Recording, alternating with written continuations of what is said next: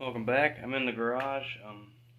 It's gonna be probably next Wednesday, I hope. I didn't get any shipping confirmation on the cam. I ordered the Felpro 1008 part number. It's supposed to be a racing head gasket from Felpro, because no one else besides Cometic makes an MLS, and I don't want to wait. They don't have the head gasket I want. The ship date was like 7 something. We're not waiting that long.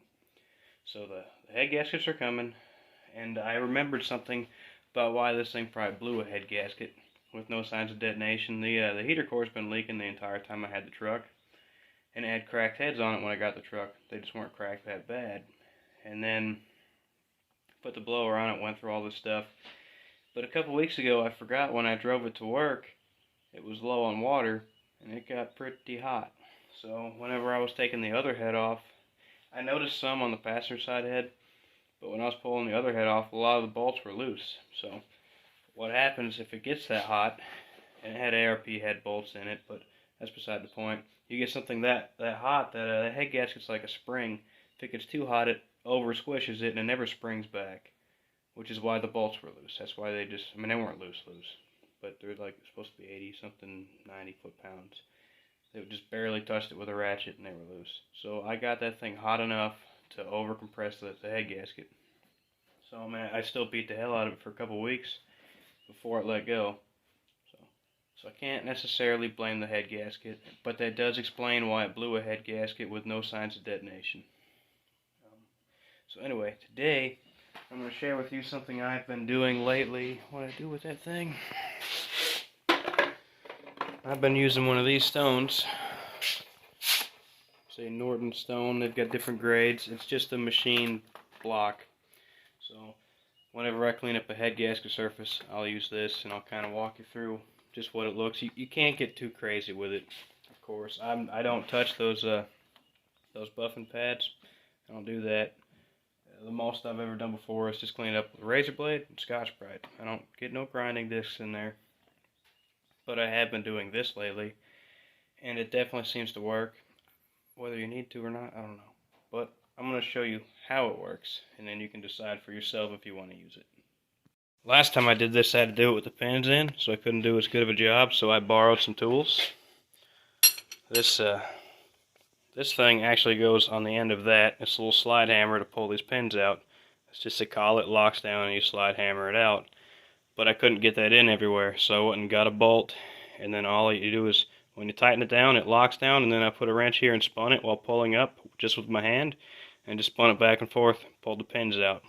Because obviously you couldn't get this long thing in that corner, and definitely not in that corner with the brake booster. So it's important doing this, get the pins out of your way.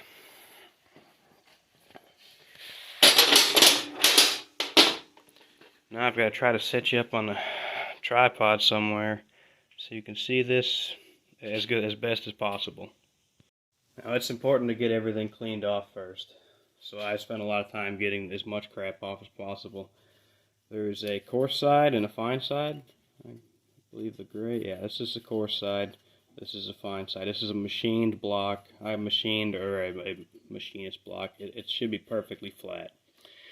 Now after you use these long enough, I'm sure they don't stay flat that long. So this is a limited use thing. But what I've been doing is get the pins out, spray it with some WD-40.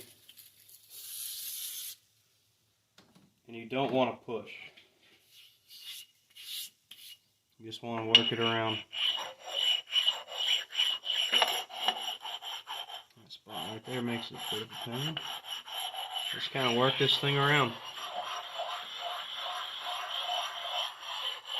And you'll start seeing where the high spots are, the high spots and low spots.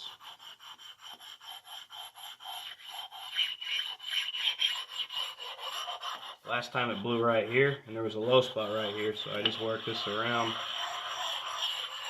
so I didn't have to pull everything out. And a lot of times you just get away with it, you don't have to do anything.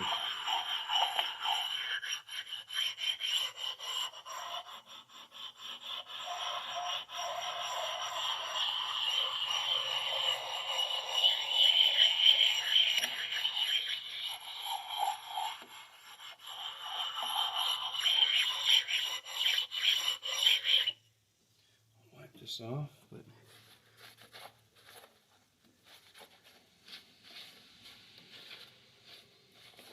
You can see where it's hitting kind of hard and then barely hitting at all. You can start seeing some of the factory machine marks where they machine the head. So we're touching here, floating. This is with blue right here, so I really want to work on this area.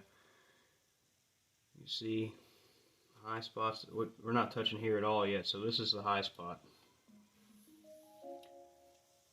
Things are looking a little better on this side, but we'll keep going. Just put this like this. There we go.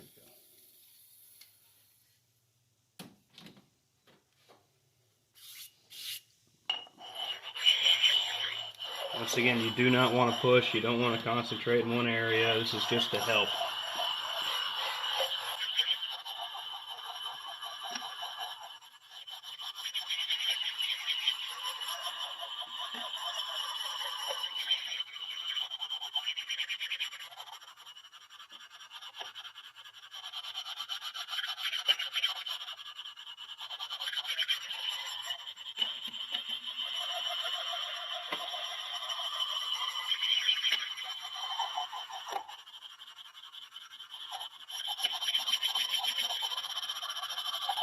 I think I need to get this off with a razor blade. Might be a little bit of some stuff left.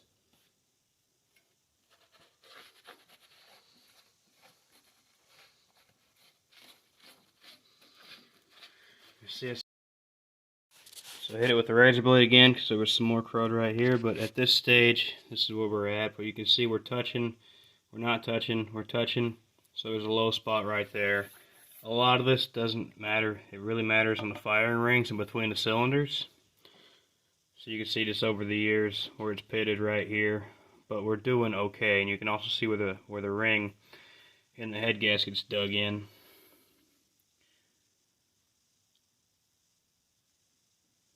So we're going to work it a little more, and then we're going to call it all right.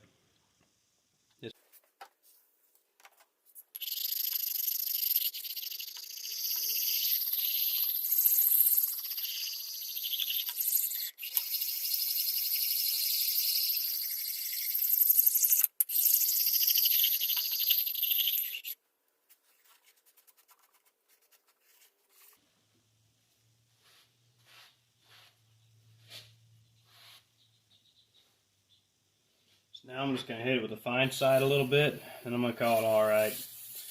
You don't want to go too far with this because we're not a machine. We can only do so good. This should help, but if we tried to get all this to where it looked like it was one thing, we'd have so many waves in it. There's just no way you'd get it perfect. So don't go crazy.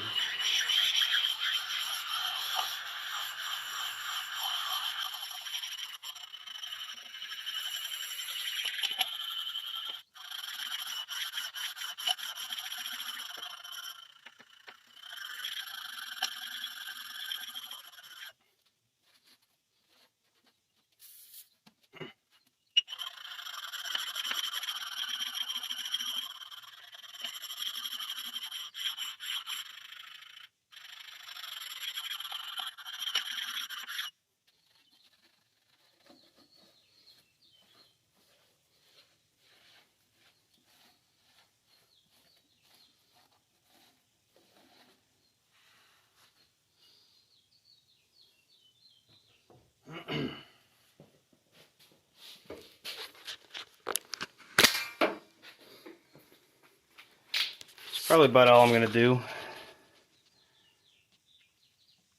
You can see spots now, like you can see these lines. That's the factory machining marks. So we haven't removed enough to even remove the factory machining marks. And that's with the fine side. So it's not perfect, but even the machine marks are still there. So we haven't gone too far. We haven't hurt anything. We just helped flatten it back out just a bit. So I may go a little further, but I think we're alright. Just a little precaution.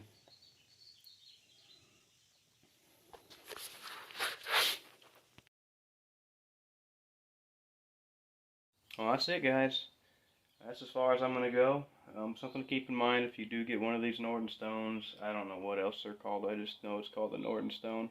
It's a machined, guaranteed flat stone. but keep in mind it's only guaranteed flat when you get it. After you've used it several times, it's probably not flat anymore, and then I wouldn't necessarily use it for this job. But I think this beats the hell out of a roll lock. You know, I was never raised to use a roll lock. I do not do that. I use a razor blade and Scotch-Brite. It takes a little more time, but you don't take any material. You don't cause waves and ditches and weird stuff. I don't do that. If you do that, that's fine. I've known a lot of people. A lot of people get away with it, but I don't do that. So anyway, hopefully this helps some people.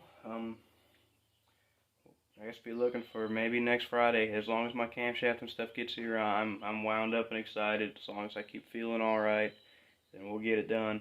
And this thing's going to beat the ground, and it's going to be great. I didn't keep in mind piston clearance. Something else, these pistons are way in the hole from the factory. They all are. These 360 Magnums, they're way in the hole. So hopefully I didn't get that crazy on duration. I looked again, I ordered a 218, 222 duration. Hopefully that just works. If not, damn it. But if it does, we're going to be good. We'll beat the ground. That should definitely make some more power. So stay tuned. Thank you for watching. Please like and subscribe.